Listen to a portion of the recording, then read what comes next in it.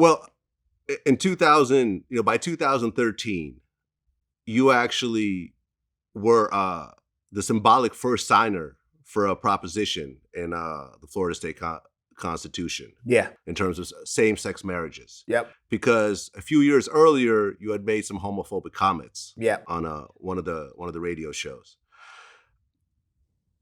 When you think about the comments you made back then, what do you think now? They was terrible. A week after I made them, 2 weeks after I made them, it was more about my kids. What did I do to them? They had gay friends. I had gay family members. I still have gay family members, and I have to talk to them on a regular. And I had to make sure that they understand that I shouldn't have said those things, and I was wrong to say them, and because I made it all right for people to bully them. I made it all right for people to throw stones at them, rocks at them, to try to hurt them, to try to kill them, and I didn't want that. They should live their lives the way we all should live our lives as equals, and that's what we trying to do now is everybody live their lives as equals and equality, and so it's coming full circle around. And I try to help the gay community out as much as I can. I try to talk to if you're gay and you're trying to figure out what you want to do and how you want to do it.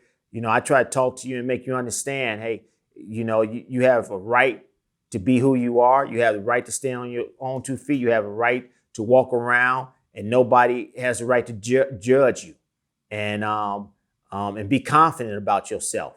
And don't be ashamed about yourself, and that's why I want the message I give to them. So I did a lot of work, talked to a lot of people. A lot of people was mad at me.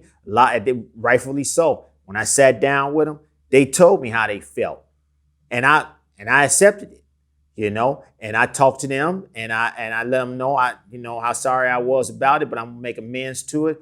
And I'm going to try to help everybody out in the gay community, the LGBT community, and make amends for it. And I'm still doing it, and I'm happy that I'm doing it. Well, I think people need to realize that there's very different environments than 2020 back then. For example, if you listen to Eddie Murphy's first 2 stand-ups, Raw and Delirious, he's saying the F word left and right, and the whole audience laughing. No one makes a big deal out of it.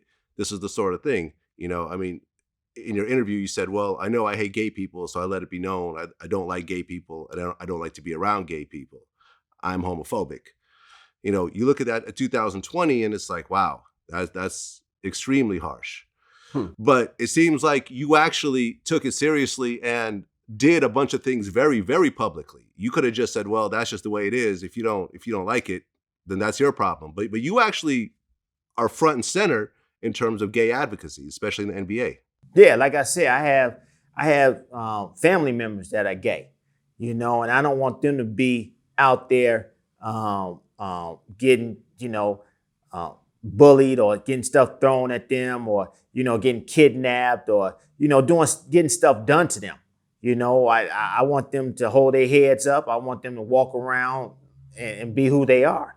And my parents always told me, if you own up to your mistakes and try to make it better, and don't run away from them, and that's what I don't do that. If I say something, and if I made a mistake, I'm gonna own up to it, but I'm gonna try to make it better and try to change the culture and make everybody understand that was wrong for me to do that, and this is the way it should be.